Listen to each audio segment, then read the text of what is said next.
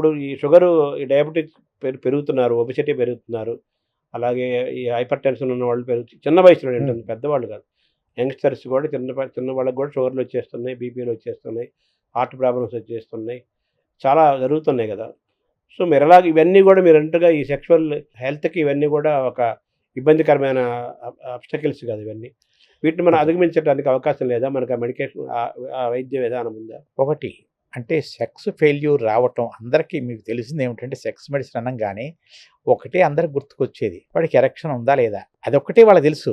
కానీ sex medicine అంటే అదొక్కటే కాదు చాలా ఉంటాయి. ఆ! అంటే ఎట్లానంటే అందరికీ తొందరగా వీర్యం విడుదలయిందని కొంతమందొస్తారు. ఇవన్నీ రోజువారీ అందరికి తెలిసినవే.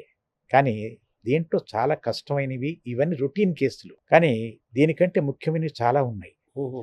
అంటే ఓ మనిషికి ఎంత చేసినా వీర్యం విడుదల కావట్లా. ఒక సైకియాట్రీ మనిషి ఉన్నాడు. పిచ్చి షైజోఫ్రెనియా మనిషి ఉన్నాడు. వాడు పెళ్లి చేసుకోవాలా లేదా? అదే చేసుకోవాలి. ఓ స్త్రీకి సెక్స్ సంబంధించిన దాంట్లో భయం ఉంది. ఆ సెక్స్‌కి ఒప్పుకోవట్లేదు. లేదు ఒక మనిషి హోమోసెక్స్ అయ్యాడు. వాళ్ళని మేనేజ్ చేయాల్సి ఉంటాం. అదేవిధంగా ఆ పార్ట్‌లో క్యాన్సర్ వచ్చింది. ఏం చేయాలి? అంటే అందరికీ తెలిసింది కామన్‌గా పబ్లిక్‌లో నానుడు వచ్చే వాటిలో ఎరక్షన్ ఒకటే అంటారు. అదొక్కటే అంటారంతే. కానీ ఆ ఒక్కటే తెలుసు. దానికి సంబంధించిన వయగ్రా అనే మాట ఒకటే తెలుసు. ఈ రెండే తెలుసు జనాలందరికీ. హ్మ్. కానీ ఆ 2 యూజ్ కంటే మిస్‌యూజ్ ఎక్కువుంది. ఓహో! కాబట్టి ఇటువంటి వాటన్నిటికి అంటే మీరు చెప్పినవన్నీ చూసారా? Obesity, diabetes, hyper tension plus అన్నిటికంటే ముఖ్యం సెడెంటరీ లైఫ్. హుహు. అంటే మనం చురుగ్గా పని చేయకపోవటం, ఫిజికల్‌గా పని చేయకపోవటం వీటన్నిటిని మించిందది. ఫిజికల్ యాక్టివిటీ లేకపోవటం యాక్టివ్‌గా. లేకపోవటం హ్మ్. అన్నిటికంటే ముఖ్యమైంది. అన్నిటికంటే ముఖ్యమైంది. వెరీ సింపుల్ చిన్న ఉదాహరణ చెప్తా. మనం ఫిజికల్ ఎక్సర్సైజ్ చేశాం. చేస్తే మన బాడీ లోపల బ్లడ్ పంపింగ్ ప్రతి చోట ఒక 10% పెరుగుద్ది. పెరుగుద్ది కదా! అక్కడ కూడా పెరుగుద్ది. అంటే ప్రైవేట్ పార్ట్స్‌లో పెరుగుద్ది. అంటే మనం ఏం వద్దనుకున్నా గాని 10% ఆల్రెడీ పెంచుకోగలుగుతున్నాం. అంటే మీరు చెప్పినయన్నిటిని కలిపి మెటబాలిక్ సిండ్రోమ్ అంటారు. డయాబెటిస్ ఇవన్నీ మెటబాలిక్ సిండ్రోమ్ అంటారు. ఈ మెటబాలిక్ సిండ్రోమ్ లోపల సెక్స్ ప్రాబ్లమ్స్ చాలా చాలా ఎక్కువొస్తాయి. దీన్నే మెటబాలిక్ సిండ్రోమ్ చాలా పెద్దది ఎక్కువుంటది. ఇటువంటి వాళ్ళ ఉదాహరణకు చెప్పటానికి డయాబెటిస్ ఉందనుకోండి. ముఖ్యంగా డయాబెటిస్ గురించి చెప్తున్నాను. ఏమిటి? షుగర్ ఉన్న వాళ్ళల్లో సెక్స్ సంబంధించిన కష్టాలు వస్తాయి. ఎంతమందికి? అందరికీ. ఎవరు ఎక్సెప్షన్ కాదు. కంట్రోల్‌లో ఉన్న వాడికి 20 ఏళ్ల తర్వాతో, 25 ఏళ్ల తర్వాతో ఎప్పుడో ఆలస్యంగా వస్తాయి. కంట్రోల్ లేని వాళ్ళకి 5 సంవత్సరాల తర్వాత వస్తాయి. అంటే ఇది ఎంత ముఖ్యమైందో తెలుసుకోవట్లేదు ఎవరును. షుగర్ ఉన్న వాళ్ళు గాని కంట్రోల్ చేసి నిజంగా తన లైఫ్ స్టైల్‌ని బాగు చేసుకున్నాడు అనుకోండి. వాళ్ళు జీవితాంతం సెక్స్ సరిగ్గానే చేయగలరు. అంటే ఉదాహరణకి ఓ మనిషి 40 ఏళ్లప్పుడు డయాబెటిస్ వచ్చింది. తను కంట్రోల్ చేసుకోలేకపోయాడు. తన లైఫ్ స్టైల్ సరి చేసుకోలేదు. అటువంటి వాళ్ళల్లో 50 ఏళ్ళు వచ్చేసరికి 40 ఏళ్ళకి షుగర్ వచ్చింది. కంట్రోల్ చేసుకోలా. 50 ఏళ్ళు వచ్చిన తర్వాత సగం మందికి దుకాణం బంద్. మిగతా సగం మంది ఏదో కష్టపడి చేస్తారు.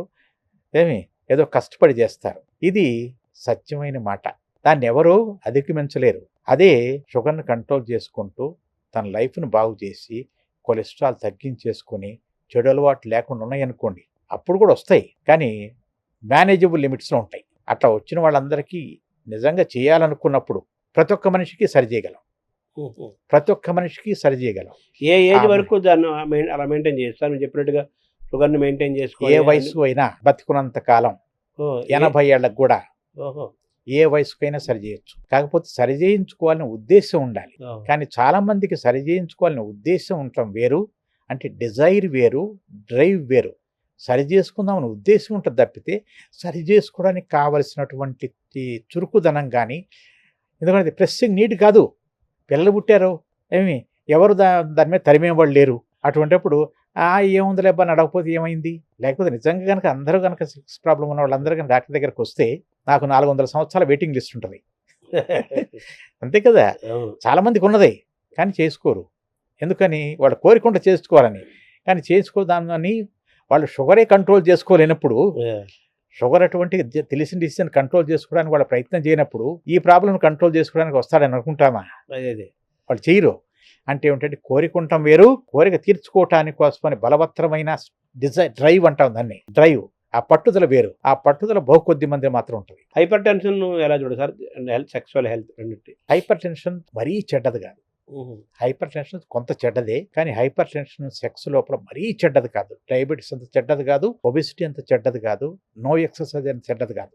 హుహు. హైపర్ టెన్షన్ కంట్రోల్‌లో ఉంటే, హైపర్ టెన్షన్ వలన సెక్స్ ప్రాబ్లమ్ వచ్చేది కొద్దిగా ఎక్కువ, కానీ డయాబెటీస్ వల్ల చాలా ఎక్కువ.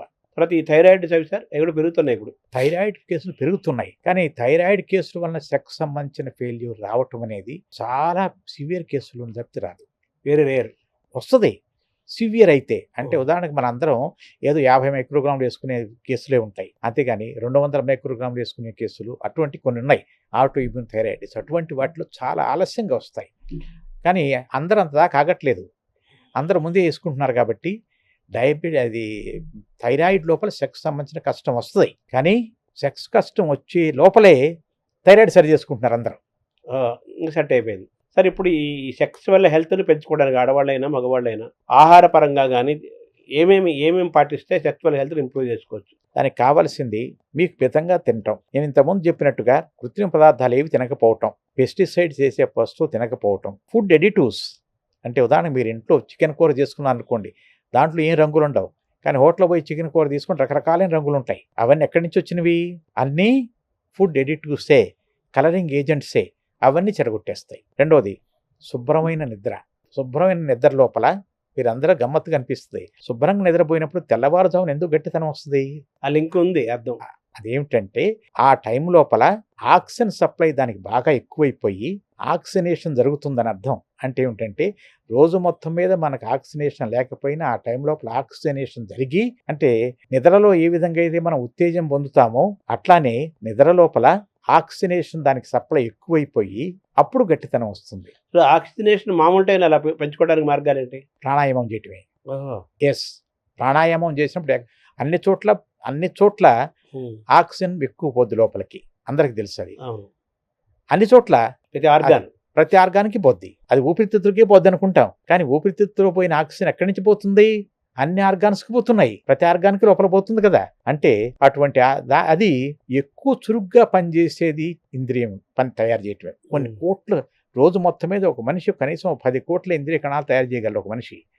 అంటే అంత టర్న్ ఓవర్ ఉంది దానికి. ఆ టర్న్ ఓవర్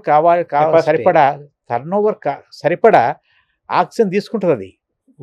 మనం కనుక ఇది అంటే ప్రాణాయామం చేస్తే చాలా మంచిది అది.